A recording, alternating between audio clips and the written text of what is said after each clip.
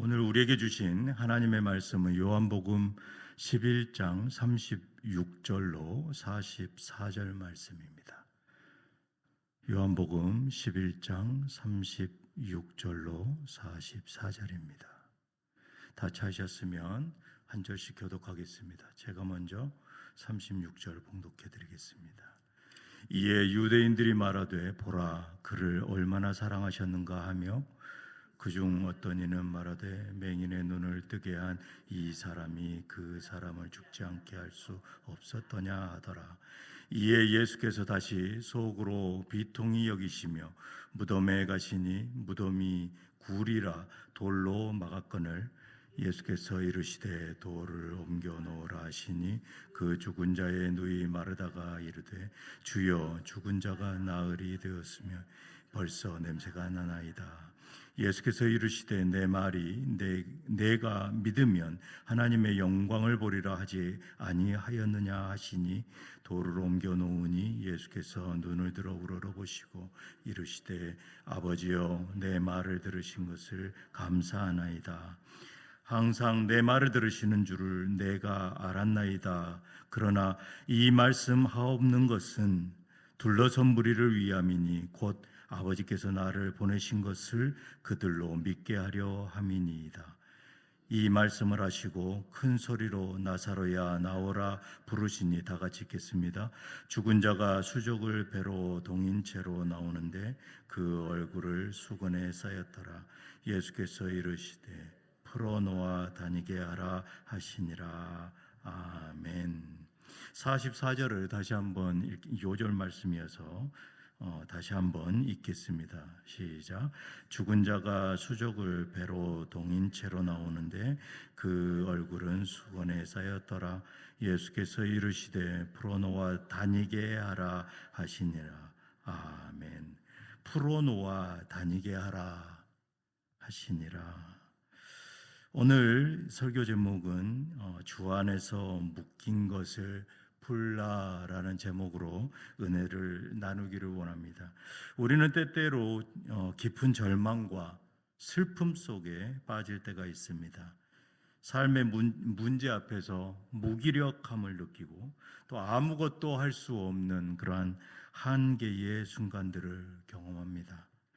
오늘 본문은 이러한 순간에 우리에게 사랑으로 부르시는 예수님의 모습을 볼 수 있습니다.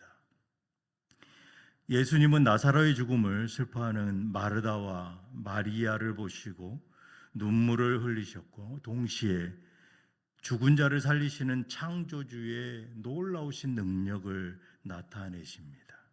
오늘 말씀을 묵상하면서 영적으로 죽은 상태를 부르시는 예수님을 만나는 귀한 그러한 뉴장의 공동체가 되기를 원합니다.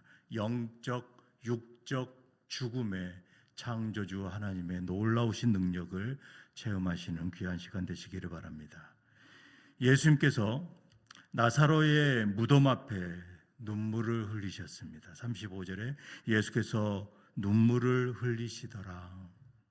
예수님께서는 나사로의 죽음 앞에서 조용히 눈물을 흘리시며 슬퍼하셨습니다. 3절에서 마르다와 마리아 그리고 나사로는 예수님께서 가족과 같이 특별히 사랑하신 자들이다 라고 기록되어 있습니다. 사랑하는 사람의 죽음에 눈물을 흘리는 것은 자연스러운 반응입니다. 하지만 하나님의 아들이신 예수님이 눈물을 흘린다라는 사실은 우리 입장에서는 참 놀라운 사건인 것이죠. 그러나 예수님은 다른 이방신들과는 달리 우리를 이해하시는 분, 우리의 깊은 것까지도 아시는 분, 코노스코라고 하죠. 아시는 분, 그 하나님께서 그 나사로의 죽음 앞에서 우시는 그러한 하나님의 모습을 우리는 알 수 있는 것이죠. 하나님께서는 우리를 이렇게 사랑하시는 것을 우리는 깨닫기를 바랍니다. 유대인들은 36절에 보라 그를 얼마나 사랑하셨는가 라고 말합니다. 예수님께서 나사로의 죽음을 보고 눈물을 흘리셨을 때 이 유대인들은 이를 보면서 예수님의 이 나사로에 대한 특별한 사랑을 깨닫고 감탄합니다. 유대인들은 이 예수님이 기적을 행하시는 사실을 알고 있었습니다. 그렇지만 예수님이 이토록 인간적인 감정을 드러내는 그 모습은 그들에게 매우 당황스러운 일이 아닐 수 없는 것이죠. 우리 또한 마찬가지죠. 왜냐하면 그들에게 이 랍비는 유대 사회에서 종교적인 지도자요, 율법 교사요, 공동체의 영적인 지도자로서 매우 중요한 역할을 했습니다. 그들은 율법과 전통을 연구하고 가르치는 전문가들입니다. 그리고 유대인들이 율법을 잘 지킬 수 있도록 구체적인 규범과 윤리적 가르침을 엄격하게 제시하는 그러한 직분자들입니다. 또한 회당에서 율법을 가르치고 종교의식을 주관하며 백성들에게는 신앙적으로 존경하고 따르는 그러한 권위 있는 선생들인 것입니다. 마태복음 7장 28절 29절에 보니까 예수님이 이 말씀을 끝내시자 군중들은 그 가르치심에 몹시 놀랐다. 왜냐하면 예수님이 율법학자들과는 달리 권위 있는 분답게 가르치셨기 때문이다. 이 평생을 율법과 이 말씀을 묵상한 연구한 이러한 율법학자들보다도 뛰어나시다라는 것입니다. 이러한 예수님에게 랍비라고 제자들은 부르며 따라다녔던 것이죠. 그러나 기존의 랍비들과는 다르신 하나님의 그러한 직접적인 권위를 가지신 분으로 가르치셨다라는 것입니다. 예수님은 어떻게 다르셨습니까? 바로 우리의 아픔까지도 공감하시는 분이십니다. 예수님은 말씀을 가르치시고 단순히 기적을 베푸시는 그러한 기능적인 분에서 끝나시는 게 아니라 우리의 그 기쁨과 우리의 깊은 아픈 슬픔, 그러한 영의 깊은 곳까지도 아시는 분이시다라는 것입니다. 아는 것에서 끝나는 것이 아니라 같이 공감하고 계시고 있습니다. 37절 38절에 그중 어떤 이는 말하되 맹인의 눈을 뜨게 한 이 사람이 그 사람을 죽지 않게 할 수 없었더냐 하더라. 이에 예수께서 다시 속으로 비통히 여기시며 37절에 이 사람들은 맹인의 눈을 뜨게 하시는 이 예수님이 나사로를 그렇게 사랑한다는데 죽지 않게 할 수 없었을까라고 의문을 제기하는 것이죠. 예수님의 능력을 보았음에도 불구하고 이 여전히 의심하고 불신하는 사람들이 많습니다. 이러한 혼탁한 시대에 기적과 이사를 베푸는 그러한 사람들이 많이 있었습니다. 이 모세의 시대에도 그들이 이 모세의 그 기적을 따라하는 사람들이 얼마나 많았습니까? 그런데 예수님께서 이렇게 기적과 이사를 베푸실 때 이들의 눈에는 괴중 뛰어나신 분일 것이다 라고 하는 그러한 의심의 마음이 많이 사로잡혀 있는 것이 사실입니다. 하나님의 모습으로 보여지는 것은 아니었다라는 것이죠. 그런데 이들의 불신은 예수님이 하나님의 아들 되심을 의지하는 것이 결코 아니라 사랑하는 자라면서 어찌 그의 죽음을 이렇게 방치하고 있나라고 비난에 이르게 됩니다. 이전 성경을 보니까 이때 예수님께서는 애통해 하셨다라고 기록하고 있습니다. 이 애통이 무엇입니까? 창자가 끊어지는 그러한 아픔을 느꼈다라고 성경은 기록하고 있습니다. 우리는 어떻습니까? 종종 하나님께서 침묵하시는 것처럼 느낄 때, 또 의심과 불신 속에 빠질 때가 있지는 않습니까? 그러나 예수님의 눈물은 우리를 향하신 그러한 깊은 사랑의 표현이며 동시에 우리를 절망에서 건져내실 능력의 시작이 됩니다. 예수님은 단순히 눈물을 흘리시는 분이 아니라 절망 가운데서 이제 기적을 베푸시는 능력의 하나님, 능력의 주님이심을 보이십니다. 예수님께서는 나사로의 무덤에서 돌을 옮기라 라고 명령하십니다. 39절에 돌을 옮겨 놓으라 하시니 문자는 주여 죽은 지 나흘이 되었으므로 벌써 냄새가 날 것이라고 말하며 현실적인 문제를 지적합니다. 우리는 종종 불가능해 보이는 그러한 일을 기도하며 말씀에 순종하고 따르면서 그러면서도 마음 깊은 곳에서는 이미 늦었는데 이건 불가능한데 하지만 나는 신앙이 좋으니까 그래도 하나님께 기도해야 되지 않을까? 이러한 마음으로 하나님 전에 나오기도 합니다. 이 하나님의 영광을 기대하는 부분이 과연 몇 프로나 될까요? 현실적인 이러한 상식적인 일상적인 그러한 지식 수준에서는 하나님께 기도하는 것은 아마 마지노선으로 우리가 신앙인으로서 본분을 다해야 되지 않을까라는 것이 많은 퍼센트를 차지할 것입니다. 정말 죽음에서 일으키시는 것은 이 성경에서 2000년 전 그리고 5000년 전에 있었던 그러한 일들이고 우리의 현실에서는 가히 자주 볼 수 없는 일이다라고 우리는 아마 이해하고 있을 것입니다. 그러한 모습에서 우리가 기도의 자리로 나아가는 것이 일반적인 것이죠. 예수님은 마르다에게 믿음을 요구하십니다. 기적은 믿음의 자리에서 일어납니다. 40절에 보니까 믿으면 하나님의 영광을 보리라. 믿으면 하나님의 영광을 보리라. 예수님의 말씀입니다. 우리의 기도 속에서도 이러한 믿음이 필요합니다. 제가 만약에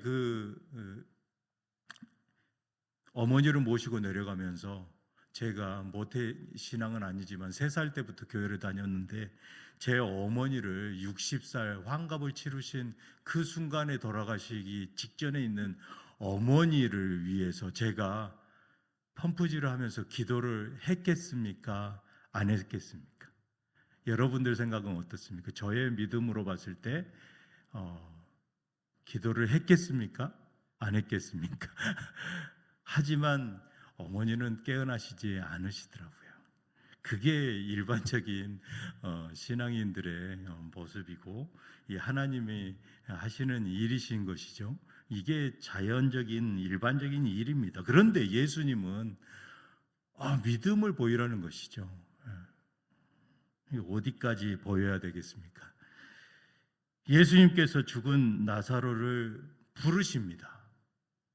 이때 그의 수위에 이 죽고 난 그러한 시신에게 행했던 그러한 모습 그대로 나사로는 일어납니다. 온몸이 수위와 끈으로 묶여져 있는 것이죠.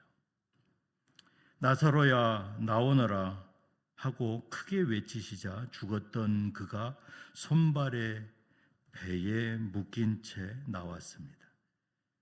그리고 그의 얼굴은 수건으로 쌓여 있습니다. 이 현대인의 성경에서 이렇게 번역을 하고 있어요. 예수님의 말씀에 그는 그대로 생명이 다시 돌아와 깨어난 것입니다. 이것이 바로 창조주 하나님의 아들의 능력인 것입니다.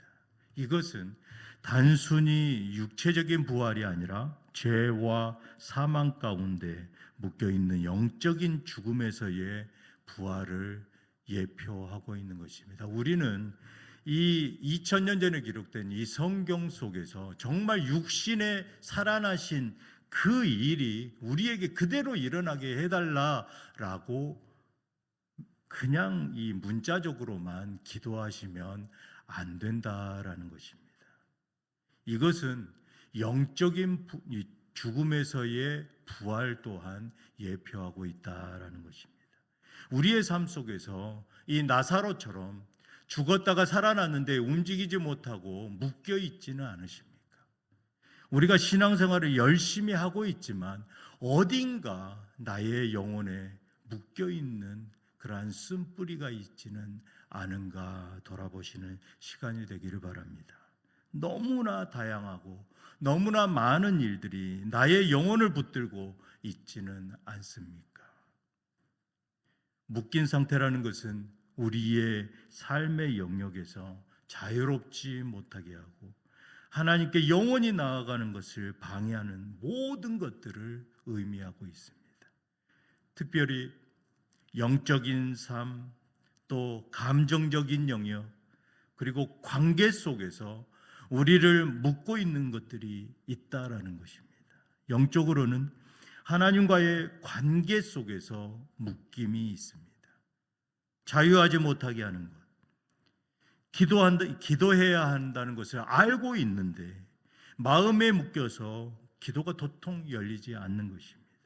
또 성경을 읽으려고 하는데 마음이 다치고 집중하지 못하게 하는 것이죠. 또 예배를 드리지만 변화가 없습니다. 예배를 드려도 형식적으로 예배를 참석하기는 합니다. 하지만 그 말씀이 내 안에 녹아지고 나를 다시금 일어나게 하지는 않는다라는 것이죠. 이것들이 다 묶여 있는 것들입니다. 과거의 실수와 또 죄를 용서받았음에도 계속 내 안에서는 그 죄가 다시 되살아나며 속삭입니다. 사단이 속삭입니다. 너 예전에 이랬지. 너의 그 죄, 또 저 모습을 봐. 바로 너의 모습이야. 하면서 계속 정죄하는 것이죠. 그 묶여있는 것에서 벗어나지 못하면 종국엔 현대인들이 앓고 있는 그러한 우울증에 사로잡힌다라는 것입니다. 지금 우리 교회뿐만 아니라 수많은 이 젊은이들이 우울증 치료를 받고 있습니다. 저희 큰아이는 정기적으로 받고 있습니다.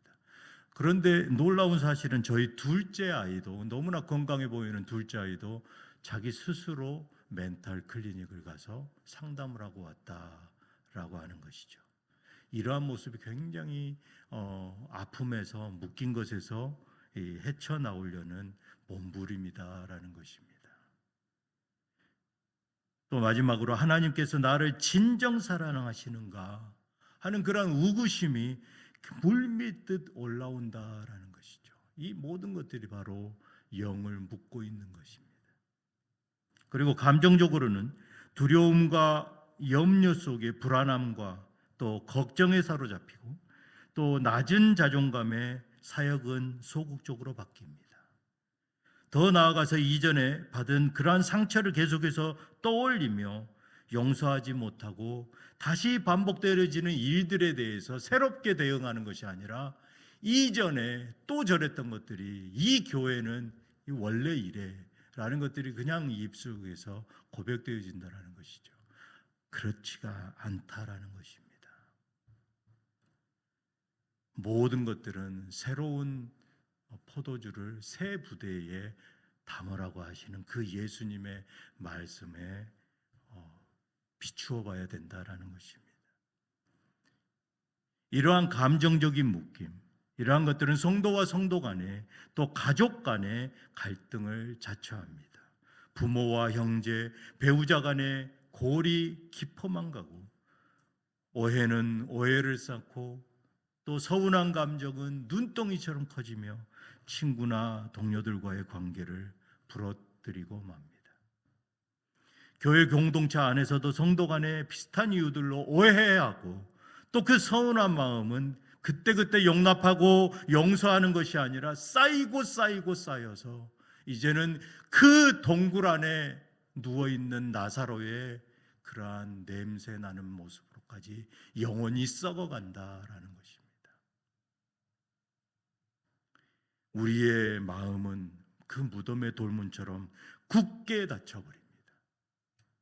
이제는 그 예배를 드린 모습이 하나님의 영광 앞에 나아가는 것이 아니라 나의 일상의 믿음의 표현으로 끝나버린다라는 것입니다. 우리 안에 영적으로, 감정적으로, 관계적으로 묶인 것들이 있습니까? 우리는 주 안에서 묶인 것들을 풀어야 합니다. 이것은 예수님의 명령입니다. 묶인 나사로의 모든 것들을 다 풀어서 나오라. 우리는 이 명령에 순종해야 한다라는 것입니다. 사랑하는 성도 여러분, 이번 한 주간 동안 깊이 묵상하면서 나를 묶고 있는 것들, 영적으로, 감정적으로, 관계적으로, 또 물질적으로 묶여 있는 것들 모두 풀고 주님 앞에, 하나님의 영광 앞에 나오시는 모든 성도들 되시기를 주님의 이름으로 축복합니다. 기도하시겠습니다. 예수님은 사랑이십니다. 예수님은 하나님의 아들이심을 고백합니다. 우리의 영혼이 묶인 것, 또 감정이 묶인 것, 관계에 묶인 것, 물질에 묶인 것, 모든 것들을 주님 앞에 풀고 나아가기를 원합니다. 그리하여서 우리가 주님의 영광을 보게 하여 주시옵소서. 예수 그리스도 이름으로 기도드리옵나이다. 아멘.